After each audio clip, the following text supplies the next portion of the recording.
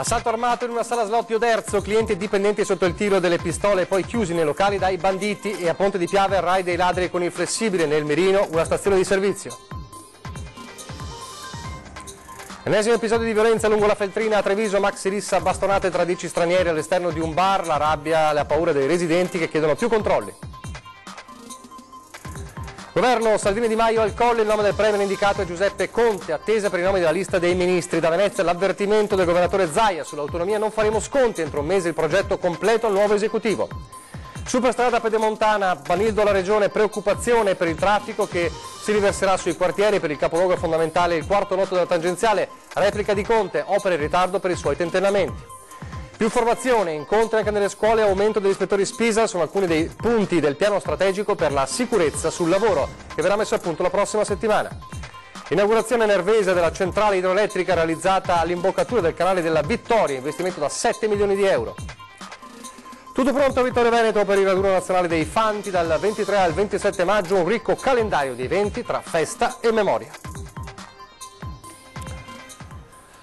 Telespettatori di Antena 3, buonasera, ben trovati. L'edizione trevigiana dei nostri telegiornali si apre con la cronaca e le ore di paura vissute sabato sera in una sala slot di Oderzo. Un colpo avvenuto sabato sera, ma è emerso soltanto nelle ultime ore quanto accaduto proprio nella città opitergina. Ancora una volta nel mirino di una banda di rapinatori armati, una sala slot. Momenti di terrore sabato sera alla sala slot Emirates di via Pasubio ad Oderzo. Erano da poco passate le 21:30 quando due banditi con il volto travisato da foulard e cappellini calati sono entrati nella sala giochi al piano terra di un condominio. Erano armati di pistole, probabilmente giocattolo, ma è stato il terrore quando hanno puntato le armi contro una dipendente, intimandole di consegnare il denaro contenuto nella cassa e nelle macchinette. Tutto si è svolto in pochissimi minuti. I malviventi, arraffato il denaro, hanno anche preso le chiavi del locale, chiudendo dopo essere usciti la porta dall'esterno per guadagnare tempo ed assicurarsi la fuga. Nella sala slot c'erano anche alcuni clienti che hanno assistito impotenti alla rapina. Subito è stato lanciato l'allarme, ma i malviventi si erano già dileguati. Indagano i carabinieri che stanno visionando i filmati delle telecamere di sorveglianza dell'esercizio e della zona. Ancora in corso di quantificazione il bottino, che dovrebbe aggirarsi sui 3-4 mila euro tra monete e banconote. E di sicurezza parlano anche i residenti, chi almeno ha il coraggio di parlare nella zona di Treviso. Siamo in zona Monigo, lungo appunto la Feltrina, dove ieri sera c'è stata una maxi rissa a bastonate tra un gruppo di stranieri, un ennesimo episodio di violenza nella zona. Stai in quindicina, là che si dava a botte, dopo uno scampava da una parte e tre da che altri. Qualcuno racconta, altri, preoccupati di ritorsioni, preferiscono non farsi riprendere. Io ho urlato una volta dalla finestra, quindi ho detto basta, perché chiamo la polizia. Mi hanno risposto con una parolaccia. Che la zona sia calda i residenti lo sanno bene, siamo lungo la Feltrina e non è la prima volta che quanto verificatosi ieri sera alle 20 si materializza davanti agli occhi di chi abita e lavora qui a Monigo. Nello specifico, davanti al bar Hollywood, 10 individui, tutti stando alle testimonianze di origine africana, si sono presi a bastonate per motivi che ancora non sono chiari. Prima gli insulti, le grida, poi le botte quando tra i contendenti è spuntato appunto un bastone.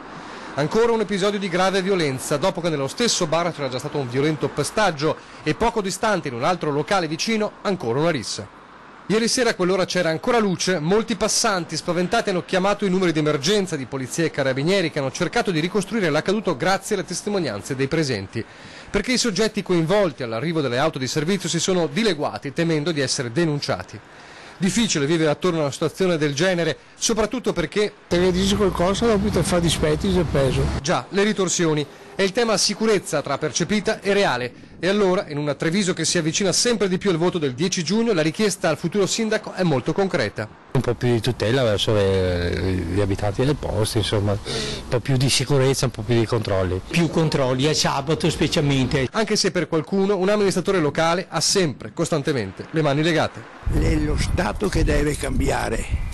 Il sindaco può far relativamente, ma è lo Stato che deve cambiare.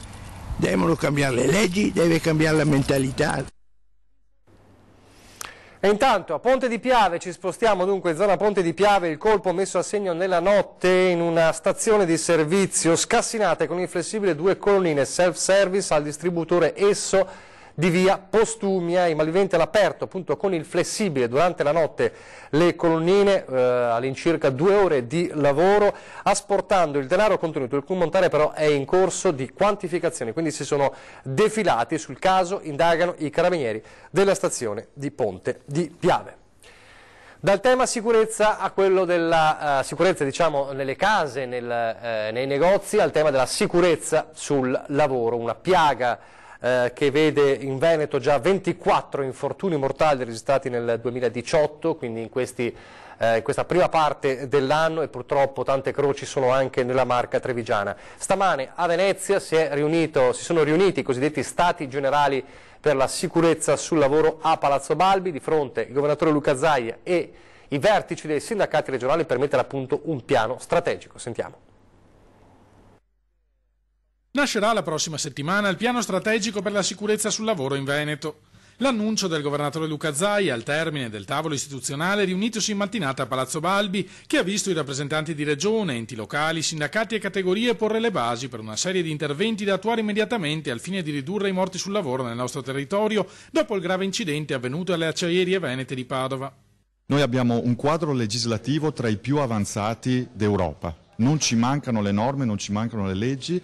Manca una cultura della prevenzione della sicurezza sicuramente da ricostruire dalle fondamenta a partire dalle scuole. Un programma capillare di formazione sia nelle aziende che nelle scuole partirà quindi nel giro di poche settimane. Operativamente entro il 30 giugno le aziende ULSS, quindi gli SPISAL, ci devono presentare quelli che sono i loro programmi di formazione rivolti alle scuole e anche quelli che sono le progettualità rivolte al sostegno dell'impresa, verso cui abbiamo deliberato a fine anno e abbiamo dato 9 milioni di euro per sostenere la formazione e progetti di miglioramento dell'impresa. Tra le richieste dei sindacati, quella di nuove assunzioni tra gli ispettori dello SPISAL, che in Veneto sono 140 contro i circa 400 di altre regioni come la Toscana. Noi vogliamo con la Regione capire qual è la volontà di ampliare l'organico degli SPISAL sia in termini qualitativi che in termini quantitativi. Disponibilità a collaborare con qualsiasi iniziativa dedicata al tema è stata espressa anche da ANCI Veneto, il cui vicepresidente Angelo Tosoni ha ricordato l'impegno dei comuni contro la logica del massimo ribasso negli appalti pubblici. Il tavolo tornerà a riunirsi prima della fine del mese. La settimana prossima il Presidente ha dato il termine per raccogliere le osservazioni e le proposte di tutti i soggetti presenti, per cui molto velocemente avremo possibilità di andare a vedere se quello che noi abbiamo richiesto ha delle concretezze di realizzazione. In regione oggi rimbalzavano, come un po' in tutto il Veneto, anche le notizie che giungevano da Roma. A Roma oggi è una giornata importante perché, come sapete, i due leader dei partiti che hanno trovato l'accordo di governo, Di Maio e Salvini, sono presentati al Colle dal Capo dello Stato separatamente per presentare quello che è il nome ormai indicato del Premier, cioè il docente universitario di diritto amministrativo Giuseppe Conte, e anche la lista, la squadra dei ministri. I due partiti appunto sono recati separatamente dal Capo dello Stato, che è chiamato adesso ad avallare o meno la scelta dei due leader.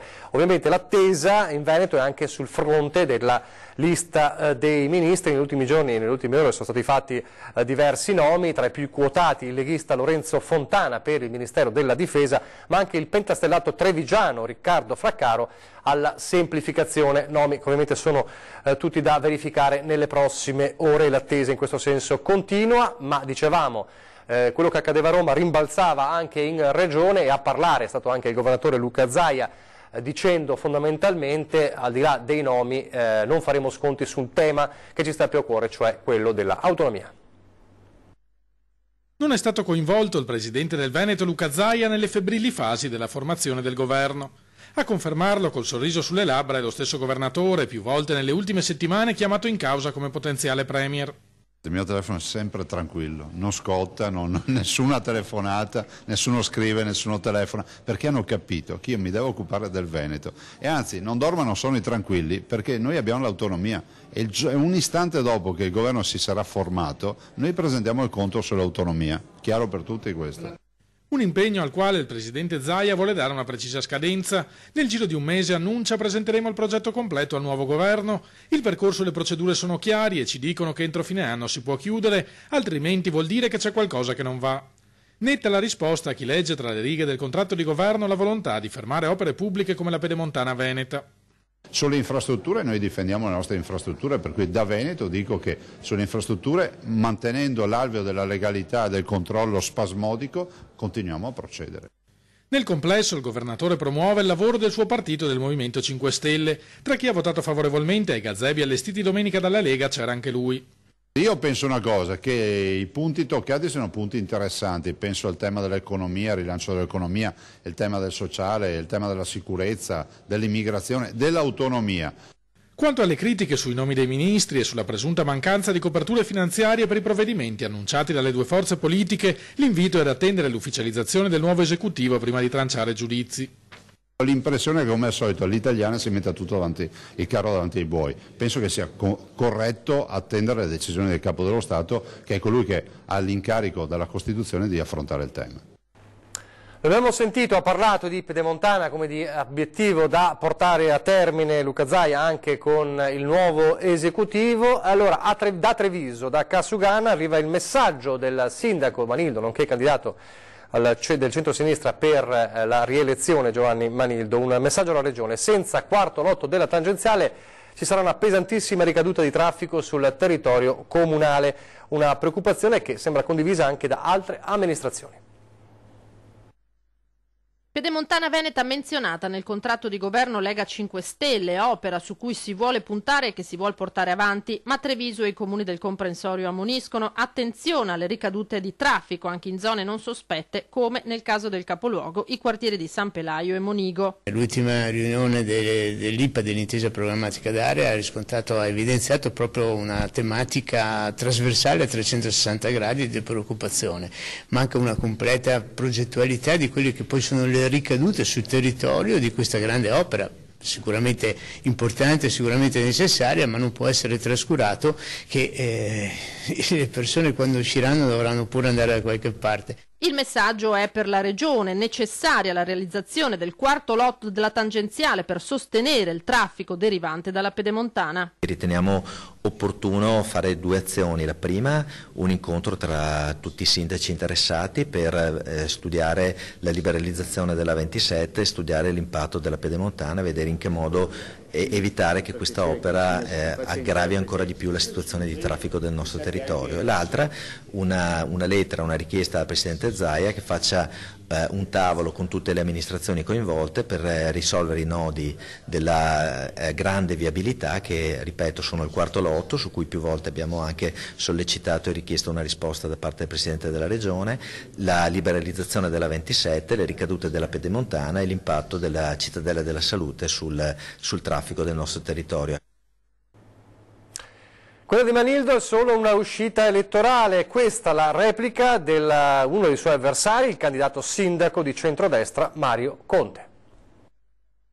Ben venga tutto questo buono spirito di andare a risolvere i problemi, cosa che non ha fatto in questi 5 anni, e quindi procediamo immediatamente con il quarto lotto della tangenziale, un progetto che da sempre sosteniamo, ma mi pare di capire che l'amministrazione comunale non abbia le idee chiare nemmeno da questo punto di vista. Solo una trovata elettorale per Mario Conte, candidato sindaco del centrodestra, la preoccupazione del rivale Manildo per la Pedemontana, che ora dice sì alla superstrada solo se si realizzerà anche il quarto lotto della tangenziale, altrimenti buona parte dei quartieri a nord patirebbero l'aumento di traffico che la nuova infrastruttura comporterà. Manildo dovrebbe capire all'interno della sua maggioranza con quale progetto vuol procedere, perché purtroppo abbiamo continuato a perdere tempo nella revisione dei progetti. Io dico procediamo con il quarto lotto, procediamo con il Terraglio Est, oppure se Manildo ha questo famoso progetto di liberalizzare l'autostrada 27 ci dica quanto costa. Un tema, quello della Pedemontana, fortemente voluta dal presidente del Veneto Luca Zaia, su cui la Lega e il centrodestra stanno già facendo i loro approfondimenti. Noi abbiamo sempre detto che oggi c'è un elemento in più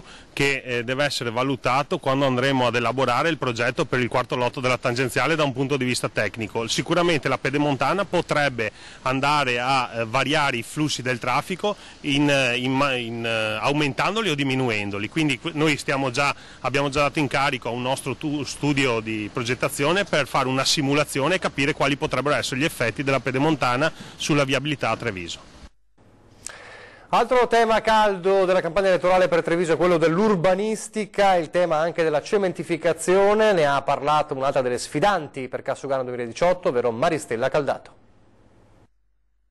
Treviso Unica Tu è fermamente contraria al 1 milione ed oltre di metri cubi di cemento che caleranno nella città di Treviso a seguito di questo piano degli interventi voluto dall'amministrazione Manildo. Non poteva mancare il piano urbanistico per rinfocolare la campagna elettorale per il nuovo sindaco di Treviso, un piano di programma che la candidata sindaco Maristella Caldato punta a riconvertire partendo da questo punto. Cioè cemento zero e quindi non edificazione ma recupero dell'esistente, anche in considerazione del fatto che la città ha oltre 4.000 alloggi vuoti. Ripensare quindi gli interventi sostenendo la rigenerazione piuttosto che il consumo del suolo, tenendo conto che le osservazioni al piano attuale arriveranno a ridosso delle elezioni per Cassugana. Coerentemente con il mio mandato amministrativo c'è la necessità di rivedere al più presto il piano degli interventi e quindi di prendere in seria considerazione le osservazioni che arriveranno entro il 21 giugno 2018 da parte di associazioni e cittadini. Sotto esame in particolare la possibilità di creare un nuovo centro commerciale a ridosso dell'aeroporto nell'area ex Marazzato, solo per citare una delle osservazioni che devono, secondo la candidata sindaco, tenere conto dell'obiettivo di mantenere il più possibile dell'attuale verde a Treviso. Noi pensiamo altresì che non sia possibile in questo momento concedere ulteriori autorizzazioni afferenti anche centri commerciali, in quanto dobbiamo pensare all'esistente e dobbiamo salvaguardare il territorio. Torniamo alla cronaca con i momenti di paura vissuti poco prima dell'1 a Carbonera in via Fiume Melma, quando il furgone di proprietà di un arrotino è stato distrutto da un incendio divampato sul posto. A preoccupare i vigili del fuoco di Treviso è stata soprattutto l'alimentazione a metano del mezzo divorato dal rogo. Le operazioni di spegnimento sono durate per circa un'ora, fortunatamente il titolare del mezzo non era presente in quel momento, a causare il rogo molto probabilmente un cortocircuito. Il furgone, come vedete nelle immagini, è andato completamente distrutto, però si è evitato il peggio, appunto grazie anche all'azione dei vigili del fuoco. A proposito di vetture, ma parliamo di un altro tipo di cronaca, una truffa da oltre 1 milione di euro messa a segno a Castello di Godego. Pensavano di aver fatto un vero affare acquistando auto di lusso e di grossa cilindrata ad un prezzo decisamente inferiore a quello di mercato. In realtà era una truffa messa a segno tra l'ultima settimana di aprile e la prima di maggio da 3 persone, un siciliano, un nomade ed un ucraino residenti nel Vicentino. Per rendere più credibile l'affare, i 3 avevano anche aperto una concessionaria a Castello di Godego dove avevano esposto alcune vetture di lusso. I clienti venivano adescati sui più noti siti di compravendita di auto. Le vetture potevano poi essere visionate nella concessionaria Tarocca. Per accapararsi l'affare in attesa delle pratiche di sdoganamento, le auto, infatti, dicevano i truffatori, arrivavano direttamente dalla Germania, bisognava versare una caparra e poi, prima dell'immatricolazione, effettuare il saldo. Ma al momento della consegna non c'era traccia né del veicolo né tantomeno dei soldi versati. In parecchi ci sono cascati, tant'è che l'ammontare della truffa supera il 1.140.000 euro. I 3 sono stati denunciati per truffa. La segnalazione di una nostra telespettatrice per lo sfalcio mancante di Erba, ma anche la inaugurazione della nuova centrale idroelettrica a Nervesa e poi il raduno dei Fanti a Vittorio. Tutto questo dopo la pubblicità.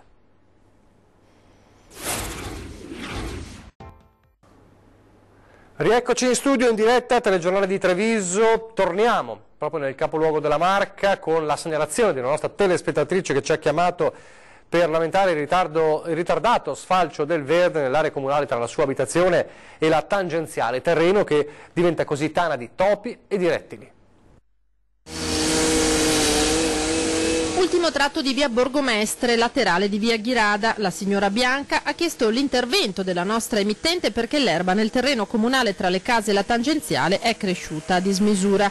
Arriviamo e gli operatori inviati da Contarina stanno sfalciando il prato. Ma per questa telespettatrice l'intervento è stato realizzato in ritardo e il problema, ormai cronico, rimane. Non vi è mai, bisogna sollecitare il signor De Sora che sta sul 25 che manda anche a foto a Contarina per vedere come era l'erba e che ha risposto che verrà a fine del mese perché non dà tempo.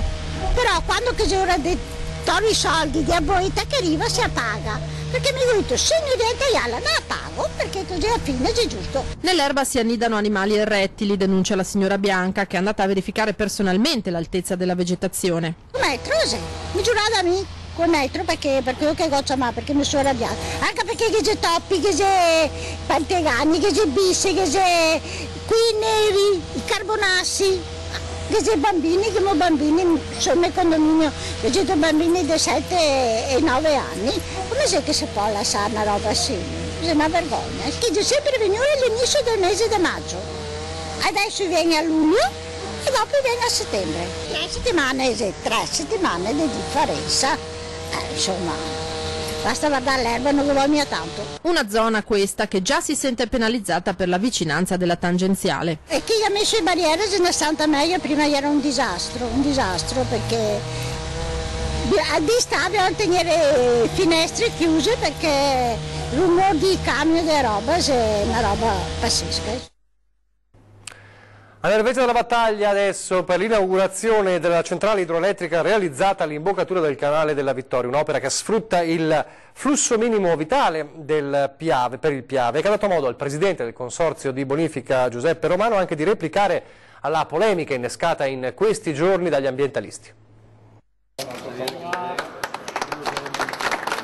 A quando le dimissioni di questi signori, di questo signore in modo particolare, che oltre a crearsi e a darsi un po' di lustro sui giornali nulla ha fatto per la Piave? Risponde così il presidente Romano alle accuse di incompetenza lanciate nei giorni scorsi da alcune associazioni ambientaliste trevigiane. Oggetto del contrasto il minimo flusso vitale per il Piave e le prove effettuate in questi mesi dai tecnici del consorzio, definite inutili dalle associazioni che chiedono di partecipare ai rilievi. Tutto questo nel giorno dell'inaugurazione della centrale elettrica di Nervesa, realizzata in 3 anni con un investimento complessivo di 7 milioni di euro. Tempi non tanto tecnici quanto burocratici, affrontati dai 3 consigli di amministrazione dell'ex consorzio Brentella. È stato il pre che ci ha fatto impazzire, però poi alla fine i risultati sono arrivati. L'importante è il risultato. Che vuol dire 420 kWh per una produzione di 3.400 kW all'anno. Tradotto al netto delle tasse saranno 400.000 euro che verranno riversate in opere per la collettività. Che andranno reinvestiti in sicurezza idraulica e a tutti a favore di questo territorio. Ecco, questo è il consorzio di bonifica. Che potrebbero essere opere per trasformare le cave dismesse in bacini di laminazione, seguendo una legge regionale in via di approvazione. Riutilizzo delle cave, e la provincia di Treviso in destra Piave ne ha tantissime, riutilizzo di queste cave per poterle adoperare, innanzitutto quando piove molto per poter buttarci dentro l'acqua, per poi riutilizzarla d'estate. E dopo l'inaugurazione dell'abbazia di Sant'Eustachio, un'altra opera importante per la comunità di Nervesa. Per il comune di Nervesa c'è un'altra sala a disposizione. C'è un'altra sala a disposizione di 60 posti, abbiamo stipulato una convenzione col Consorzio Piave che ringrazio e sarà a disposizione di tutte le associazioni una sala panoramica che permetterà di vedere Montello e Piave.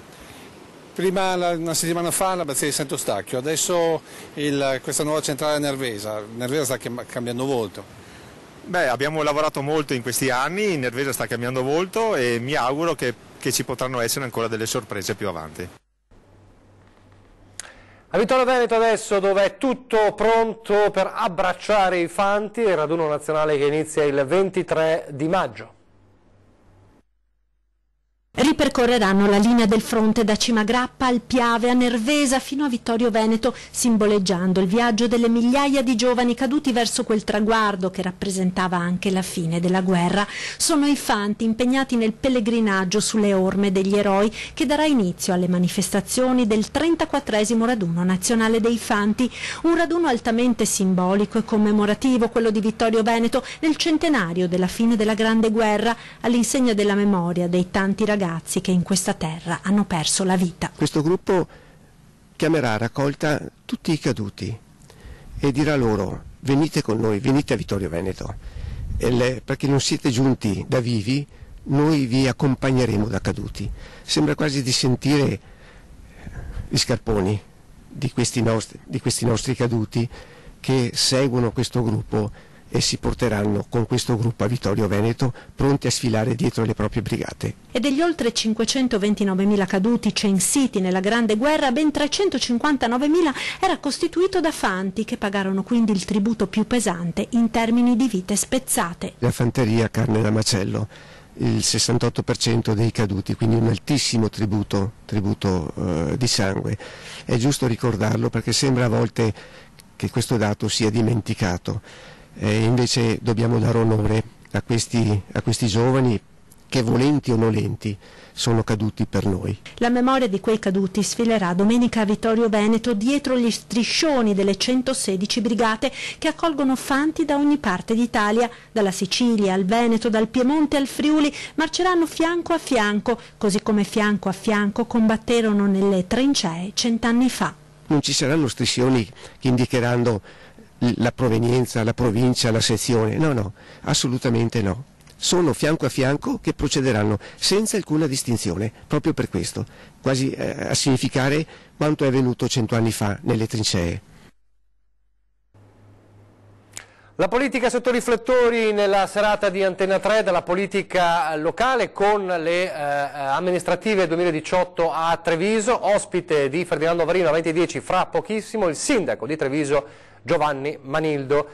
E poi c'è Ringa alle 21:15 in prima serata, il talk show del lunedì, la politica alle corde, il giro del governo in 80 giorni, questo è il titolo emblematico. Ovviamente si parlerà di quanto è accaduto oggi a Roma e di quanto ancora deve accadere per la formazione del governo, con Niccolò Rocco del Partito Democratico, Simone Scarabel del Movimento 5 Stelle, l'onorevole Raffaele Baratto di Forza Italia e Alberto Villanova, consigliere regionale della Lega Nord.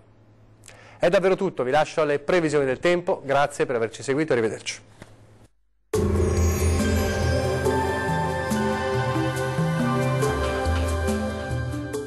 Tonus è il miglior negozio di calzature moda comoda. Qui troverete il più vasto assortimento di calzature Fratelli Tomasi. Eleganza e comodità, perché camminare è vivere. Ben ritrovati al meteo. Condizioni di tempo perturbato sulle nostre regioni. Vediamo il dettaglio di martedì 22 maggio. Sul Veneto sarà molto instabile, sin dal mattino cielo molto nuvoloso con rovesci e temporali piuttosto diffusi un po' su tutti i settori e localmente anche di moderata intensità. Migliorerà entro la nottata con fenomeni in via di cessazione.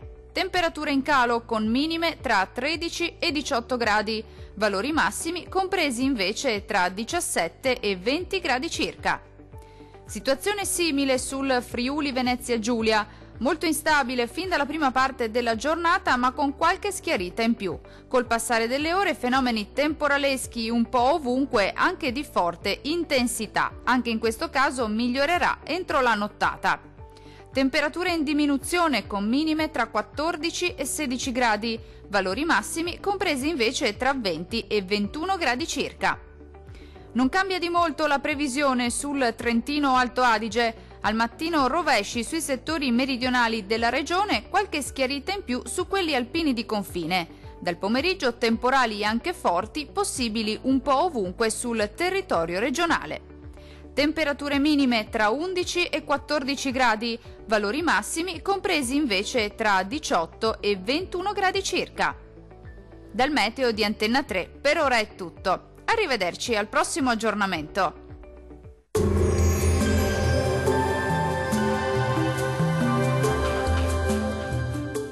Tonus è il miglior negozio di calzature moda comoda. Qui troverete il più vasto assortimento di calzature Fratelli Tomasi. Eleganza e comodità, perché camminare è vivere.